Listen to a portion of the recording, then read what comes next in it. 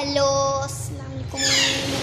Hello अस्सलाम वालेकुम guys, जैसे कि आप लोगों को पता होगा कि हमने पैरेट लिया और ग्रीन रिंग नेक भी लिया है और ये अपने छोटे बेबी लिए थे। ये वीडियो नहीं बनाई मैंने, तो अभी हम ये पढ़ आ चुके हैं इन पे और अभी मैं आप लोगों को दिखाती हूँ पैरेट्स।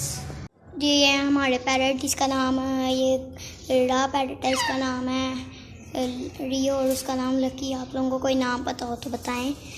ये बड़े प्यारे हैं, इनके फल पर आ गए और ये बदतमीज़ है, काटता है, ये बहुत काटता है। जी आप लोगों को हमारे पेट्स पसंद आए हैं तो कमेंट में बताएं अच्छे हैं, और कोई नाम हो आप लोगों के जहन में तो वो भी बताएं।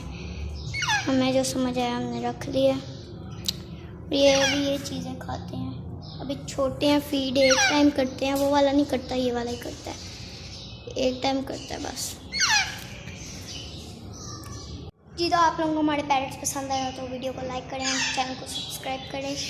Bye bye.